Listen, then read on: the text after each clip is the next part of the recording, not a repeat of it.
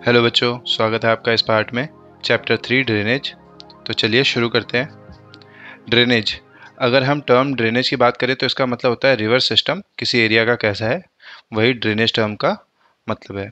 The area drained by a single river system called drainage basin, यानी एक single नदी कहाँ से चालू हो रही है, कहाँ पे ख़त्म हो रही है, तो इसके पूरे सिस्टम को ही हम ड्रेनेज बेसिन कहते हैं। जैसे मान लीजिए यहाँ पे गंगा नदी है, यहाँ से निकली, इधर जाके यहाँ दो पार्ट में ऐसे निकल गई।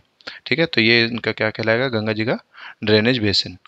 ठीक है, ये हो गया हमारा ड्रेनेज बेसिन। कह रहा है कि वाटर डिवाइड, एक वर्ड दे रखा है, अगर आप चैप्टर 3 के स्टार्टिंग में ही देखेंगे इस तरीके से इमेज दे रखा है, ये वाटर डिवाइड है बीच में।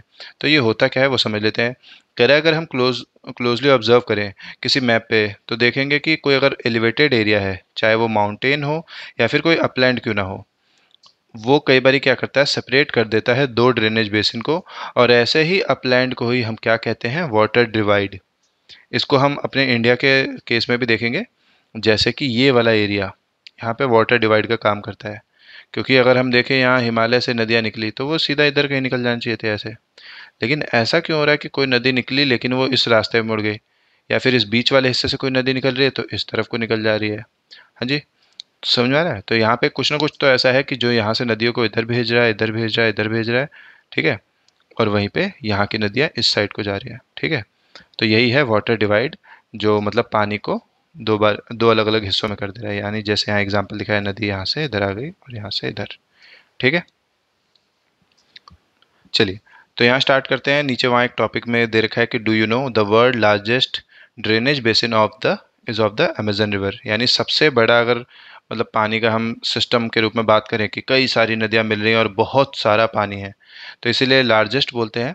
अच्छा, लॉन्गेस्ट कई बार पूछ ले तो नाइल रिवर होता है, वैसे लार्जेस्ट हमारी अमेजन। देख पा रहे होंगे पूरा का पूरा यहाँ साउथ अमेरिका के मैप पे कितने बड़े एरिया में कवर करता है ये। ठीक है, दुनिया का ऑलमोस्ट 20% फ्रेश वाटर के आसपास इसी में बह रहा होता है। ठीक है, तो एक बहुत बड़ा मतलब रिवर कह लीजिए या फिर कह लीजिए स्ट्रक्चर हो गया अपने आप में। नीचे वहीं आप एक क्वेश्चन देखेंगे बुक में, which river has the largest basin in India, तो हमारा आ जाता है माइटी गंगा।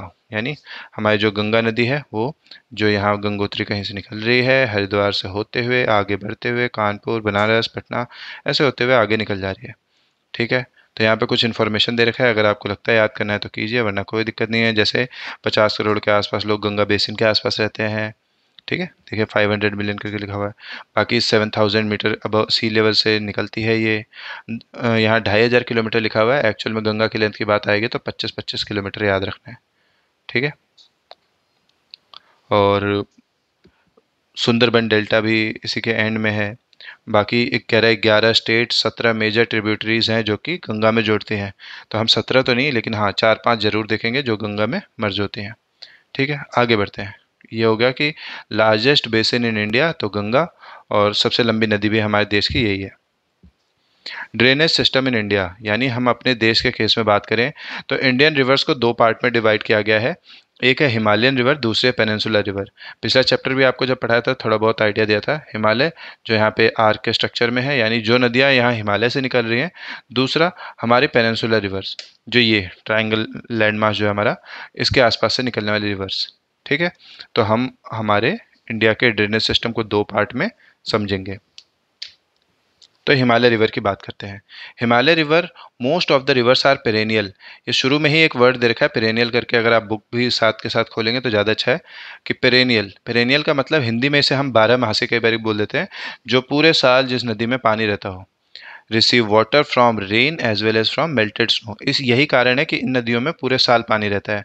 क्योंकि बारिश वाले, जैसे आज अभी आजकल जो है बारिश वाला सीज़न चल रहा है, तो बारिश से इन नदियों को बहुत ज़्यादा पानी मिल जाता है। जब बारिश नहीं होती तो जैसे गंगोत्री ग्लेशियर जो है वो मेल्ट करता रहता है, और उसके मेल्ट होने वाले पानी से गंगा में पानी आता रहता है। एक एग्जांपल के लिए हम गंगा को अगर ले लें तो, ठीक है।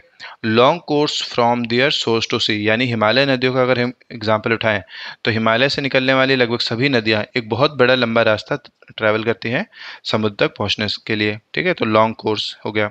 इंटेंसिव इरोजनल एक्टिविटी, पहाड़ों से निकल रही हैं तो बहुत सारे पहाड़ों को काटते हुए, बड़े बड़े पत्थरों को अपने साथ ढोते हुए आगे लेके आती हैं, और वही आगे चल के मिट्टी के रूप में हम देखते हैं। ठीक है, तो काफ़ी इरोजनल एक्टिविटी को परफॉर्म करती है हमारी Himalayan reverse. They have cut through the mountain making gorges. Gorges आपको पहले भी बताया था कि कोई दो पहाड़ों का ऐसा रास्ता है जिसमें से बीच में नदी काटते हुए आगे बढ़ जाए। ठीक है, नहीं याद आ रहा हो या नहीं समझ में आया तो गॉर्ज की इमेज ढूंढिएगा खुद से, आपको क्लियर हो जाएगा। तो हिमालय रिवर की ये बेसिक बातें हो गई। दूसरा पेनिनसुलर रिवर। यदि हम पेनिनसुलर रिवर की बात करें तो ये सीजनल है नेचर में। सीजनल का मतलब क्या है, ये रेन फेड रिवर्स हैं, इनको बारिश पे ही डिपेंडेंट रहना है क्योंकि इनके लिए कोई ग्लेशियर नहीं है जो मेल्ट हो रहा हो और इनको पानी मिलेगा। ठीक है, shorter course as compare to Himalayan river, यानी हिमालय के कंपैरिजन में देखेंगे तो छोटा कोर्स है इनका। लेकिन छोटा कोर्स का मतलब यहाँ ये बात नहीं हो रही कि 10-20 किलोमीटर लंबा है। यहाँ भी जो नदियाँ हैं, मतलब जो हमारी पेनिनसुलर रिवर है, कोई 1400 किलोमीटर है, कोई 800 है, कोई 600 है, तो इनकी भी अच्छी खासी लेंथ है। Goes from go few goes to west. ये जो एक वर्ड दे रखा है कि कुछ नदियां हैं जो वेस्ट की तरफ जाती हैं, ये टॉपिक क्या है, जैसे यदि मैं यही मैप पे क्लियर कर दूं तो ज़्यादातर नदियां आप देखेंगे वेस्ट टू ईस्ट जा रही हैं। ठीक है, दो नदियां यहाँ नर्मदा और ये तापी जो हमारी किधर जा रही है, वेस्ट के साइड में। ठीक है, आई होप आपको ये वाला पॉइंट क्लियर हो गया होगा। ठीक है, few goes to west. Example Tapi और नर्मदा, इनका नाम स्पेशली याद रखना है, कई बार एग्जाम में पूछ लेते हैं। Some features made by river. अब नेक्स्ट पेज पे चलेंगे या फिर हो सकता है कुछ बुक में सेम पेज पे हो कि रिवर्स द्वारा बनाए जाने वाले कुछ फीचर्स। तो हम नदी को मेनली 3 फेज में देखते हैं, फर्स्ट फेज, सेकंड फेज और ये थर्ड फेज। ये फेज के रूप में याद करिए या फिर upper course, middle course, lower course याद रखिए। बस आपको पॉइंट याद रखना है कि चलिए मान लीजिए नदी निकली पहाड़ों में।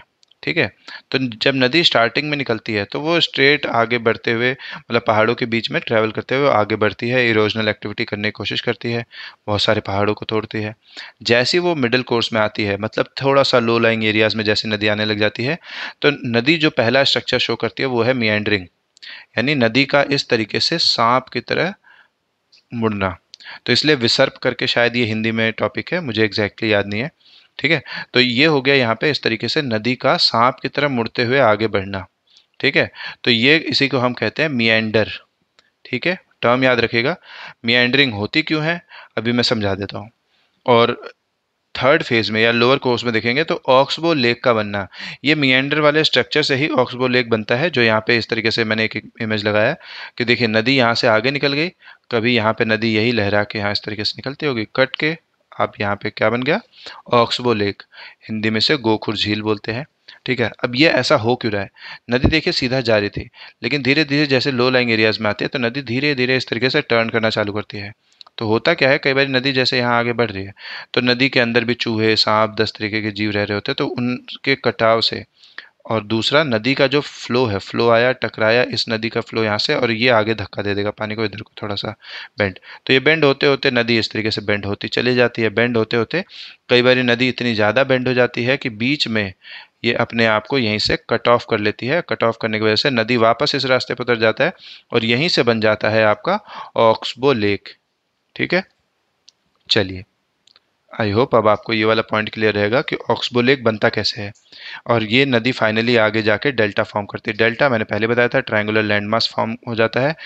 क्यों, क्योंकि जो नदियाँ अपने साथ डिपोजिशन के लिए जो मटेरियल ला रही होती हैं, तो डिपॉजिट करते करते रिवर माउथ पे पूरा इस तरीके से ट्रायंगुलर लैंडमास बन जाना और डेल्टा फॉर्मेशन करते हैं। तो जितनी भी हमारी हिमालयन रिवर्स है या फिर कह लीजिए जो बे ऑफ बंगाल की साइड जाने वाली ज़्यादातर सभी रिवर्स क्या फॉर्मेशन करती है, डेल्टा। और जो हमारी वेस्ट ईस्ट टू वेस्ट जा रही हैं जैसे नर्मदा, तापी, ये सब एस्चुरी फॉर्म करती हैं। ठीक है, तो इससे रिलेटेड मैंने ऑलरेडी डिफरेंस बिटवीन वीडियो बना रखा है, याद रखिएगा और एक बार देख लीजिएगा। ठीक है, तो नदियों द्वारा बनाए जाने वाला फीचर्स आई होप अब आपको क्लियर हो गया होगा। आगे बढ़ते हैं। ये मैंने ऑलरेडी ऊपर लिख दिया आउट फ्रॉम सिलेबस, ये एनसीईआरटी की बुक से कुछ जगह पे कटा हुआ देखा है मैंने, तो इसलिए मैंने इस तरीके से ऊपर मेंशन कर दिया है। ड्रेनेज पैटर्न के ऊपर है ये टॉपिक, कि जैसे अभी हमने देखा ना कि नदी कैसे मुड़ रही है, उस तरीके से नदियों ने अलग अलग टाइप का पैटर्न बनाया हुआ है समय के साथ। तो कौन कौन सा है, जैसे डेंड्रिटिक ड्रेनेज, यानी नदियाँ इस तरीके से आगे बढ़ रही हैं। ट्रेलिस ड्रेनेज, यानी यहाँ पे जो आप देख पा रहे हैं। रेक्टेंगुलर ड्रेनेज, मतलब ऐसे बॉक्स के रूप में आगे बढ़ रही हैं। फिर रेडियल ड्रेनेज, यानी किसी एक सेंट्रल पॉइंट से नदियाँ 3-4 तरफ ऐसे भाग रही है। ठीक है, इनके बारे में यदि पढ़ना है तो साइड में यहाँ लिखा हुआ है, पढ़ लीजिएगा। आगे बढ़ते हैं। Himalayan reverse. तो अब हम अपने टॉपिक को चालू कर रहे हैं, यहाँ से हमारा मेन टॉपिक चालू होता है हिमालयन रिवर्स का, यानी हिमालय से निकलने वाली नदियाँ। तो मेनली 3 नदियाँ हैं हमारी, इंडस, गंगा और ब्रह्मपुत्रा। ठीक है, यही तीन हैं जो हिमालय से निकल रही हैं। तीन ही क्या, यही तीन नदियाँ नहीं, और भी नदियाँ हैं जो पीछे बैकग्राउंड में आप देख सकते हैं, लेकिन हम इन्हीं तीन नदियों के बारे में पढ़ेंगे, ज़्यादातर जाके इसी में ही मर्ज हो जाती हैं। ठीक है, तो a river along with its tributary में कॉल्ड एज रिवर सिस्टम, यानी एक रिवर सिस्टम क्या कहलाता है? रिवर, और अपने साथ साथ उसकी ट्रिब्यूटरीज, जैसे गंगा है उसके साथ यमुना, शारदा, घाघरा, गंडक, कोसी। ठीक है, तो ये सारी नदियाँ गंगा के साथ जो है वो उसका एक रिवर सिस्टम का पार्ट है। ठीक है, आगे बढ़ते हैं। तो जिसमें हमारा सबसे पहली रिवर आ जाती है इंडस रिवर सिस्टम। इंडस की बात करें तो ये देखने में ऐसा लगता है कि इंडिया से निकल रही है, लेकिन ऐसा है नहीं। इंडस निकलती है हमारे चाइना से। ठीक है, तो कह रहे the river Indus rises in Tibet near Mansarovar lake, यानी हमारा एक लेक है मानसरोवर, वहाँ से ये निकलती है फ्लोइंग वेस्ट, क्योंकि अगर इंडिया के नक्शे को मैं ऐसा बना दूँ, ठीक है, यहाँ नॉर्थ, साउथ, ईस्ट, वेस्ट, यानी ये नदी देखिए यहाँ से आगे को बढ़ रही है, यानी इसलिए यहाँ हमने मेंशन किया है flowing west. It enters India in Ladakh. कुछ बुक्स में आपको जम्मू देखने को मिल सकता है, तो कंफ्यूज मत होइएगा कि मेरी बुक में जम्मू है या लद्दाख क्यों, क्योंकि आफ्टर 5 अगस्त 2019 जब आर्टिकल 370-35 हटाया गया, तो उसमें हमारा जो ये जम्मू कश्मीर वाला पूरा हिस्सा है, ठीक है, तो इसको दो पार्ट में इस तरीके से डिवाइड कर दिया गया है। एक हो गया हमारा लद्दाख और एक जम्मू। ठीक है, तो इस तरीके से यहाँ इसलिए मैंने लद्दाख लिख दिया। It forms a pictures Q gorge, मतलब अच्छा अच्छा रास्ते बनाते हुए आगे बढ़ते हैं ये। कुछ ट्रिब्यूटरीज हैं जो इसके साथ आगे मर्ज हो जाती हैं, जास्कर, नुब्रा, श्योक, हुंजा, जो ये लद्दाख रीजन में इससे मिलती हैं। और इंडस फ्लो करती है थ्रू बाल्टिस्तान एंड गिलगिट। ये क्या है? हमारा JNK का, जम्मू और कश्मीर का वो हिस्सा जो POK में आता है, मतलब पाकिस्तान ऑक्यूपाइड वाले रेंज में आता है। यहीं पे गिलगिट और बाल्टिस्तान रेंज है, जैसे गिलगिट यहाँ दिख रहा होगा आपको।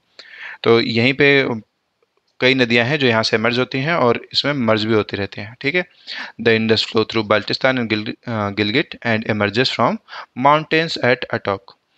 The Sutlej, Beas, Ravi, Chenab and the Jhelum joins together to enter the Indus near Mithan Kot in Pakistan. यानी जो पाकिस्तान में ये आगे जगह है ना, इधर जाके ये सारी मिल जाती हैं।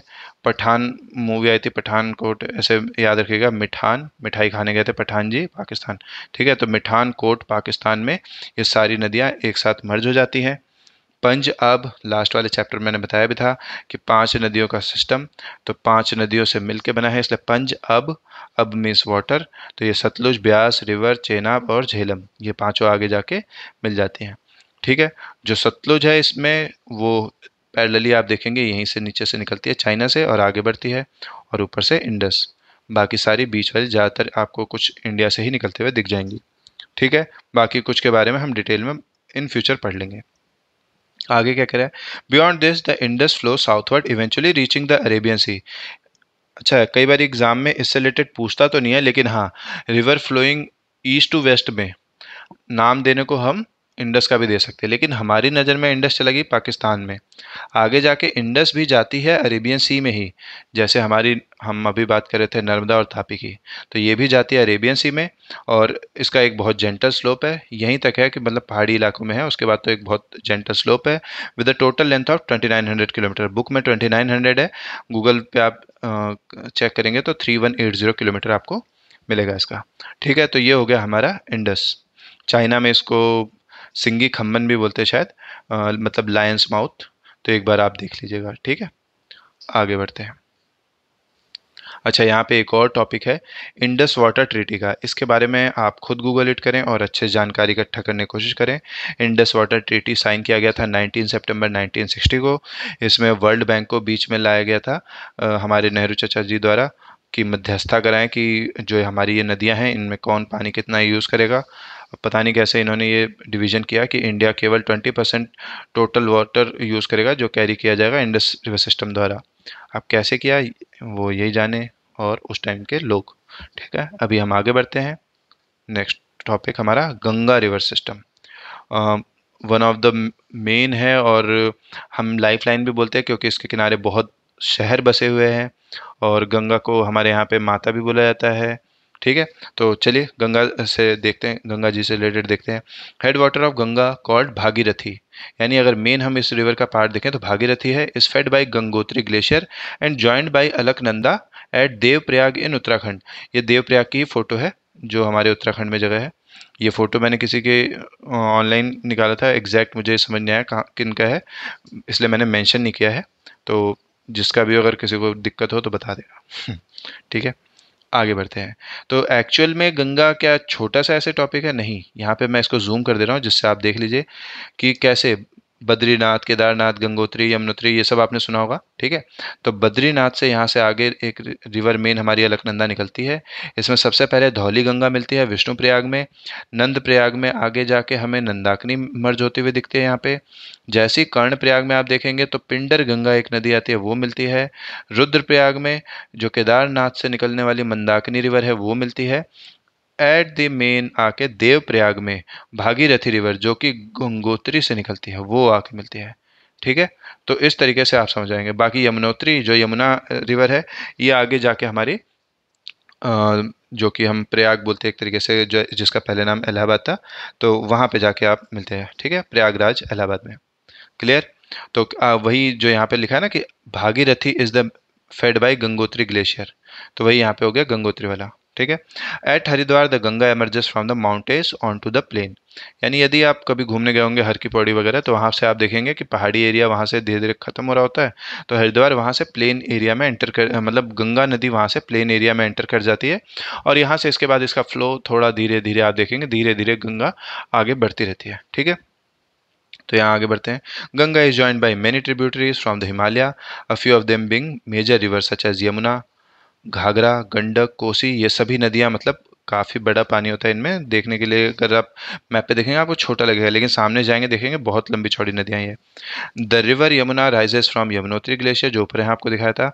इन the Himalayas it flows parallel to the Ganga as a right bank tributary meet the Ganga at Allahabad. खुद जहाँ पे इलाहाबाद दिखेगा उसका नाम बदल के प्रयागराज हो गया, तो इस तरीके से मैंने लिख रखा है।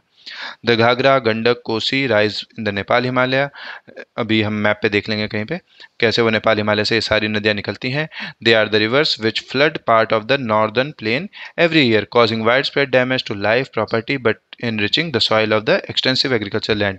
यानी यूपी बिहार के जो मेन एरियाज है जहाँ पे ये सारी नदियाँ बहती हैं, पहाड़ों से निकलने के बाद इनके अंदर बहुत ज़्यादा पानी होता है। तो वो पानी ज़्यादातर ये जब नदियों से बाहर निकल जाता है उसी को हम फ्लड बोलते हैं। जिस एरिया को डुबोता है उसे हम फ्लड प्लेन बोल देते हैं। भले ही बाढ़ आती है लेकिन इससे मिट्टी काफ़ी फर्टाइल हो जाती है। ठीक है, तो खेती बाड़ी के लिए काफ़ी अच्छा एरिया है। तो यहाँ से आप समझते हैं main tributaries which come from the peninsula upland are Chambal, Betwa and Son.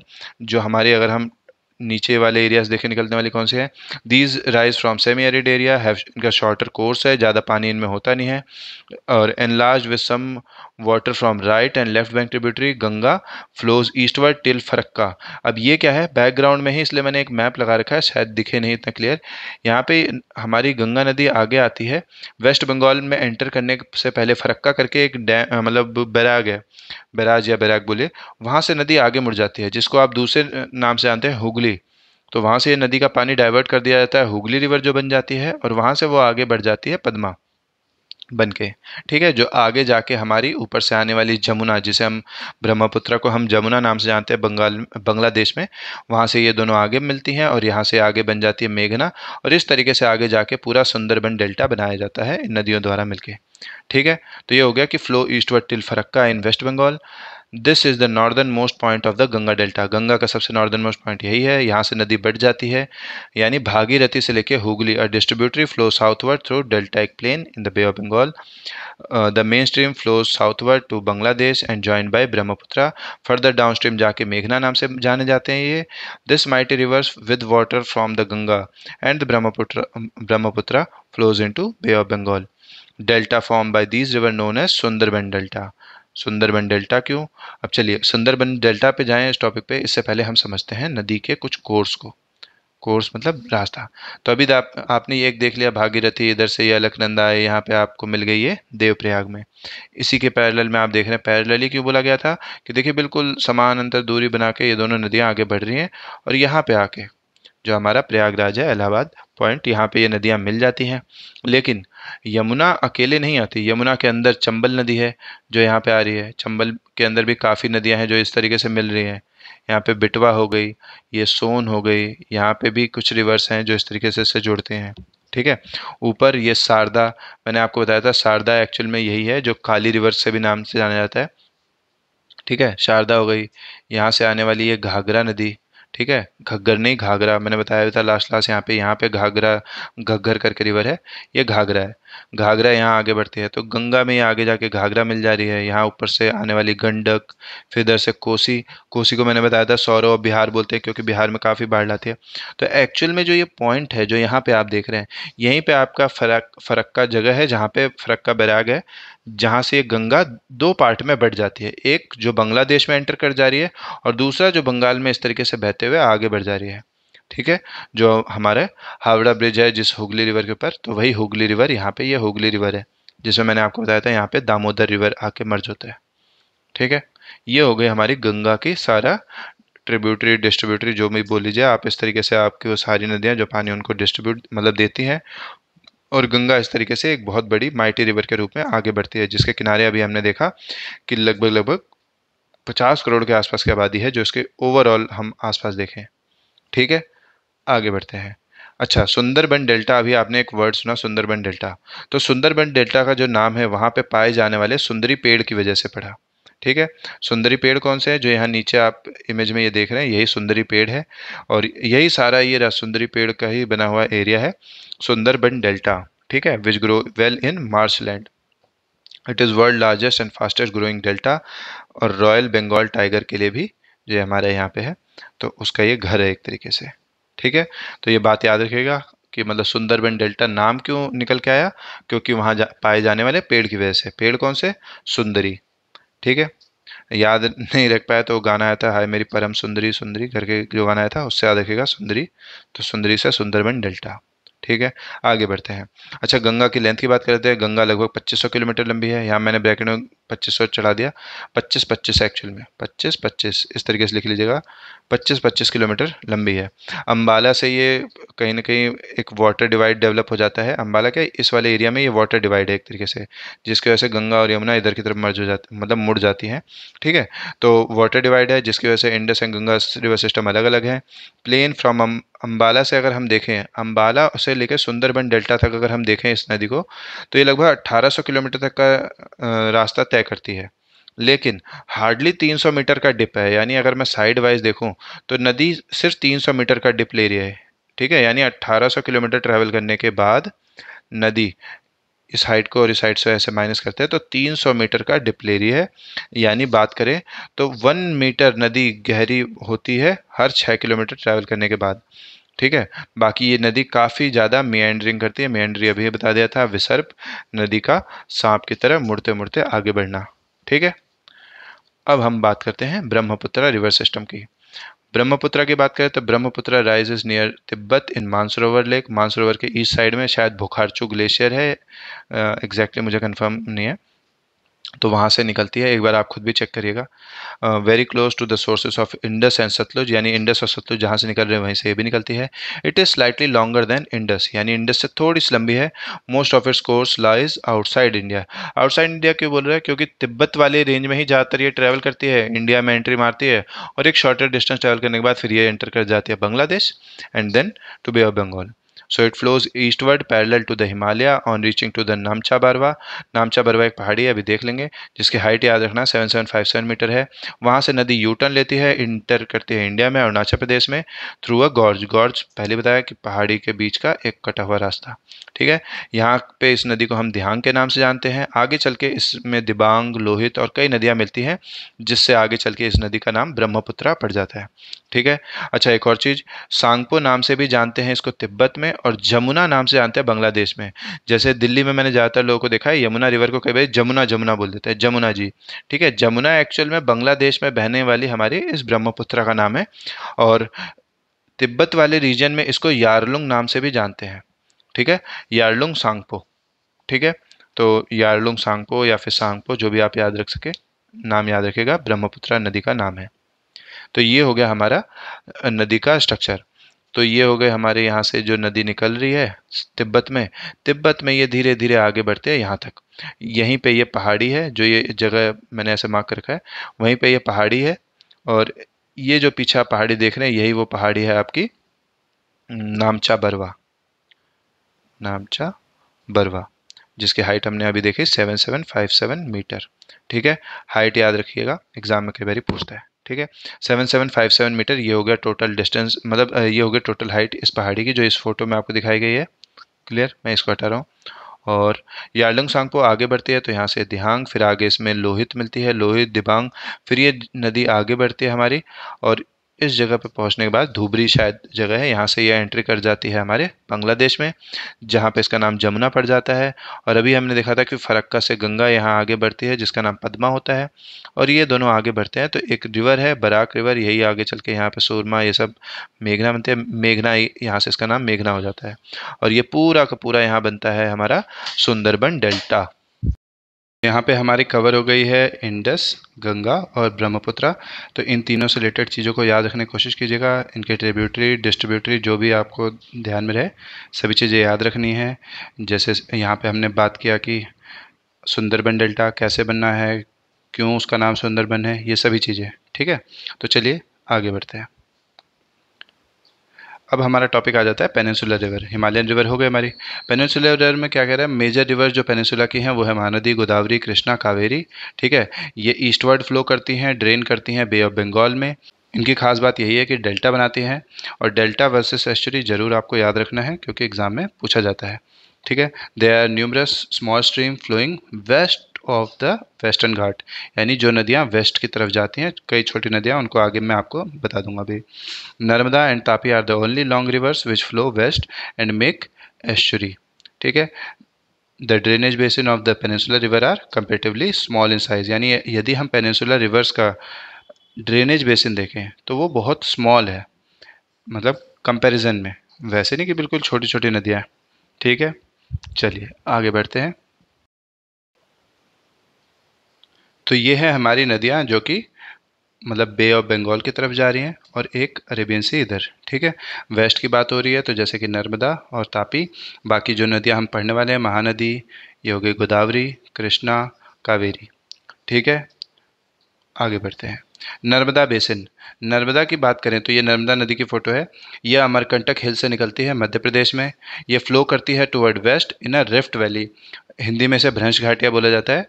Form due to faulting, यानी धरती के मूवमेंट की वजह से फॉर्म हुई, और इस तरीके की रिफ्ट वैलीज के बीच में से होते हुए ये नदी आगे बढ़ती है। On the way to sea, अच्छे खासे पिक्चर्स की लोकेशन हैं इस पे। और marble rock near Jabalpur where Narmada flows through a deep gorge, और इसके ऊपर एक मतलब वाटरफॉल है जिसका नाम है धुआंधर फॉल, याद रखना है आपको। River plunges over steep rock are some of the notable once.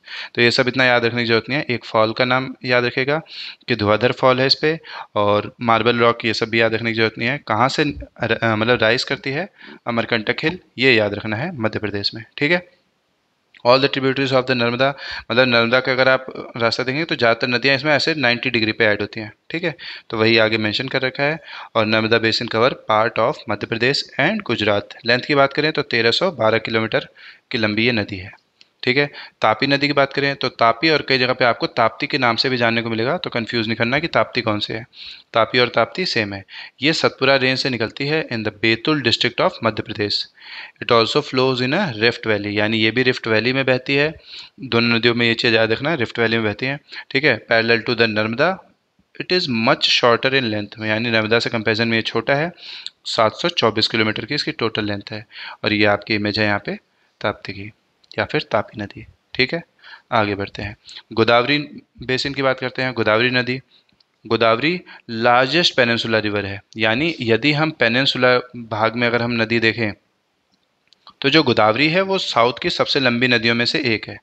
ठीक है, it rises from the slope of western Ghat in Nashik district, Nashik से निकलती है महाराष्ट्र के, ये जाती है बे ऑफ बंगाल की तरफ। It's drainage basin is also largest among the peninsula river. The basin cover part of Maharashtra, लगभग 50% ये नदी महाराष्ट्र के अंदर ही है।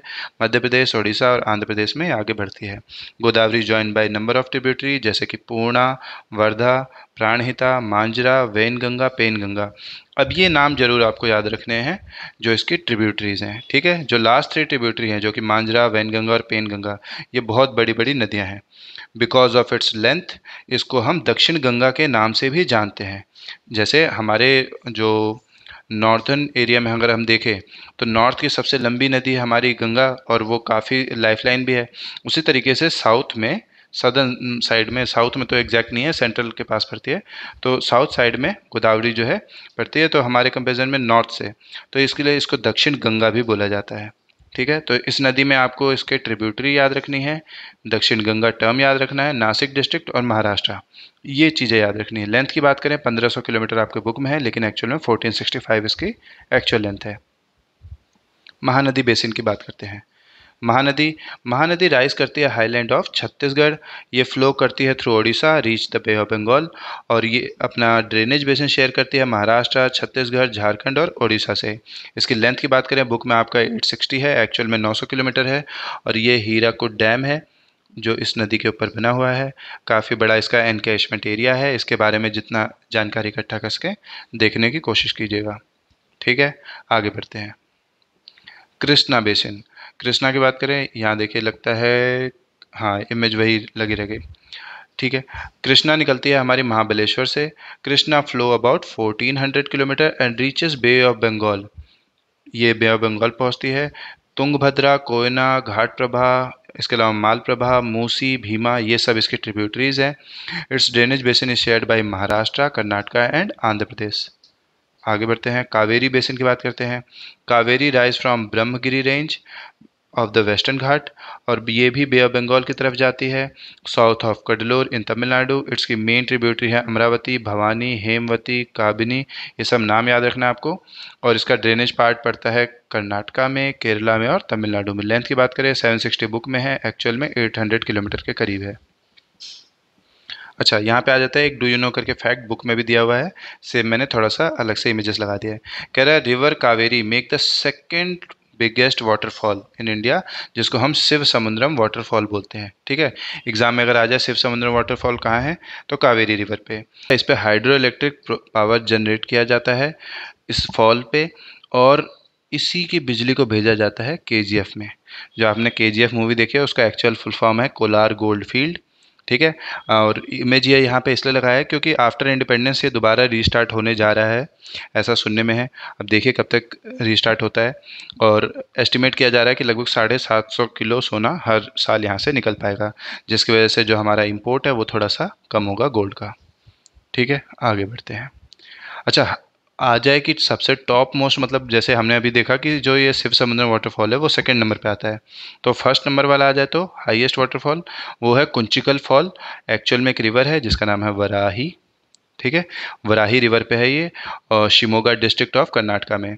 एक्चुअल में ये 455 मीटर की इसकी हाइट है, फीट में बात करें 1493 फीट। ठीक है, और वेस्ट फ्लोइंग रिवर जिसमें अभी आपने देखा नर्मदा और तापी, इसके अलावा भी बहुत सारी हैं। ठीक है, बुक में दे रखा है कि मतलब बुक में दे रखा है कि खुद पता लगाएं कि ये नदियाँ कहाँ हैं, जैसे लूनी, ये राजस्थान में है, साबरमती और वैतरणी, मांडवी, जुआरी, ये गोवा में ही है, कालिंदी, श्रावती, भरतपुजा, पेरियार, पेरियार को लाइफलाइन ऑफ केरला भी बोलते हैं। ठीक है, इनके अलावा ईस्ट फ्लोइंग रिवर भी कुछ कई मतलब कई सारी हैं, सुवर्णरेखा, बैतरणी, ब्राह्मणी ब्राह्मणी, पेन्नार, पोन्नैयार, वैगई।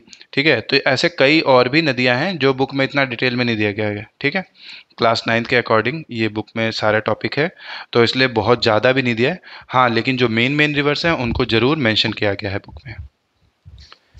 अब आ जाते हैं हमारे टॉपिक लेक्स पे। मतलब लेक किस किस किस चीज़ों के लिए यूज़फुल है। पहला, टूरिस्ट को अट्रैक्ट करते हैं। दूसरा, बोटिंग, स्विमिंग, वाटर गेम्स को प्रमोट करते हैं। Help to regulate the flow of river, यानी किसी नदी के फ्लो को भी रेगुलेट करने में हेल्प करते हैं। Prevent flooding during the dry season, it help maintain an even flow of water. इसकी वजह से नदी के अंदर एक फ्लो बना रहता है क्योंकि लेक के अंदर काफ़ी पानी जमा रहता है। Lake can also be use for developing hydel power, they moderate the climate of the surrounding, maintain the aquatic ecosystem, enhanced natural beauty. तो इसकी वजह से नेचुरल ब्यूटी भी इम्प्रूव होता है। अच्छा, जो ये वाला मतलब पॉइंट है कि climate of the surrounding, Delhi का केस में अगर मैं इसका बेस्ट एग्जांपल समझा दूं तो दिल्ली में किसी ज़माने में 1200 प्लस झीलें हुआ करती थी। अब वो घट के 500 प्लस के आसपास ही बची हैं। तो ये जो झीलों की कमी है, इसी की वजह से जो क्लाइमेट आप देखेंगे दिल्ली में बहुत ज़्यादा बढ़ चुका है पास्ट कुछ ईयर्स में। ठीक है, आगे बढ़ते हैं। तो इंडिया में काफ़ी लेक्स हैं और हर लेक की अपनी साइज़ है, एक दूसरे से कई कैरेक्टरिस्टिक्स में ये डिफ़र करते हैं। Most lakes are permanent, but कुछ के केस में क्या है, पानी सर्टेन सीजन में रहता है। जैसे रेनी सीजन में उसमें अच्छा खासा पानी रहेगा। Like the lakes of the basin of inland drainage semi arid region. कुछ हैं जिनमें मतलब जो ग्लेशियर के थ्रू फेड हैं और कुछ आइस शीट पे हैं। While others have been formed by wind river action and human activity. यानी कुछ लेक्स हैं जो मतलब टेक्टोनिक प्लेट की एक्टिविटीज़ की वजह से बनी है, कुछ हमारी एक्टिविटीज़ की वजह से बन गई हैं और कुछ रिवर के एक्शंस की वजह से। ठीक है, कह रहा है meandering river across a flood plain form cut off, जैसे ऑक्सबोल लेक्स बनता है जो हमने पहले बात किया था कि नदियों के इस तरीके से टर्न की वजह से कुछ लेक बन जाते हैं जिन्हें हम ऑक्सबोल लेक बोलते हैं। Spits and bar form lagoons in the coastal area. Chilika lake जैसे कि एग्जांपल है, Pulicat lake, Kolleru lake. Lake in the region of inland drainage, यानी इंटरनल ड्रेनेज के आसपास कई बार बनते हैं, समटाइम सीजनल। ऐसे ही एक एग्जांपल है हमारा लेक का सांबर लेक, मैं सांबर बड़ा लेक बोल देता हूँ कई बार। सांबर लेक जो कि राजस्थान में है, ये एक सॉल्ट वाटर लेक है और काफ़ी ज़्यादा सॉल्ट यहाँ से प्रोड्यूस किया जाता है, जैसा कि आप देख पा रहे होंगे कि यहाँ पे सॉल्ट प्रोड्यूस किया जा रहा है।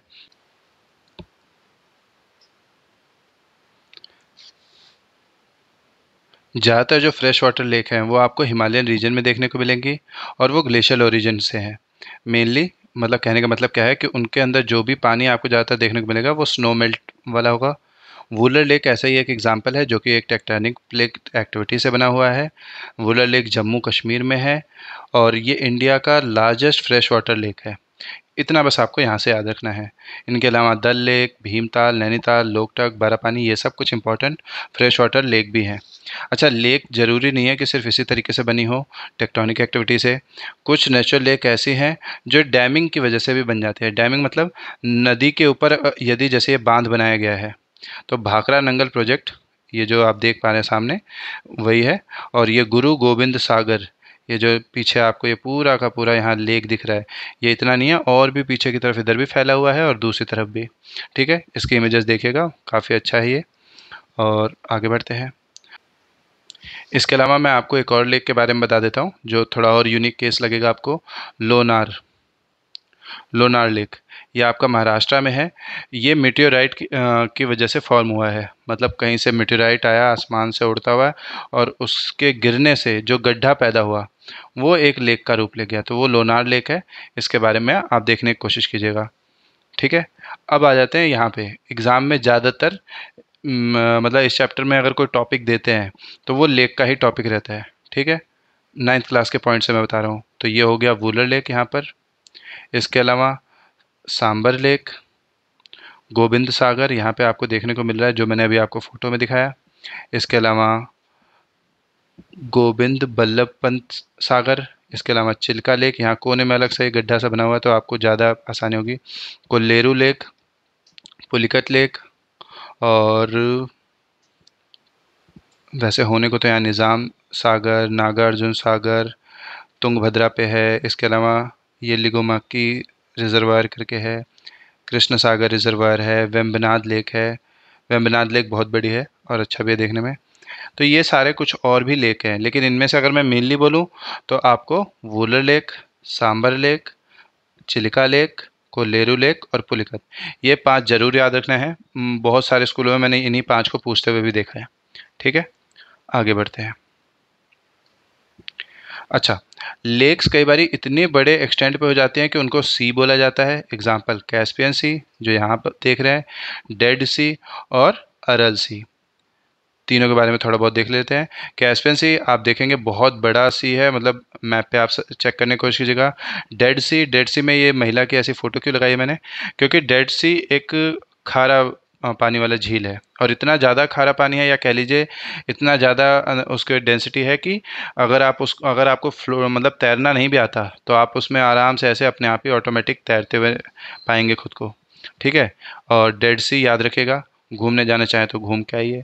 अरल सी ये भी एक यूनिक केस है, इसलिए मैंने इसकी फ़ोटो भी लगाई है। और फ़ोटो में आप देख रहे होंगे जहाज़ है, जहाज़ पानी में है। ऐसा कैसे? किसी ज़माने में ये अरल सी बहुत बड़ा एक सी था, और बहुत ज़्यादा इसमें शिप चलती थी, लोग फिशिंग वगैरह भी करते थे, बहुत सारे मतलब यहाँ पे काम होता था। लेकिन एक डैम बनने की वजह से, आप उसके केस देखने की कोशिश कीजिएगा, मुझे एग्जैक्ट नाम नहीं याद आ रहा। एक डैम बनने की वजह से और मतलब सी में जो पानी आता था उसको हल्का सा डाइवर्ट करने की वजह से 30 से 40 साल में आज ये पूरा का पूरा सी लगभग आज ख़त्म होने की कगार पे है। और इसलिए आप देख पा रहे हैं कि इतना बड़ा शिप पानी में पड़ा हुआ, पानी से सीधा सूखी जगह पे ऐसे रखा हुआ आपको देखने को मिल रहा है। ठीक है, तो ये केस ज़रूर आप देखने की कोशिश कीजिएगा। अच्छा, role of river in the economy. नदियों का क्या रोल है? हमने नदियों के बारे में तो पढ़ लिया, लेकिन नदियों का क्या कोई रोल है? यस। नदियों, जितने भी आज के टाइम पे आप बड़े शहर देखेंगे वो नदियों के किनारे ही बसे हुए मिलेंगे। कुछ इक्का दुक्का हो सकता है नहीं दिखेंगे, क्योंकि उनको हो सकता है अलग से सेटल किया गया हो। तो इनिशियल रूप में देखा जाए तो अट्रैक्टेड सेटलर एंशियंट टाइम में, यानी ज़्यादातर लोग जाके नदी के किनारे ही बसे।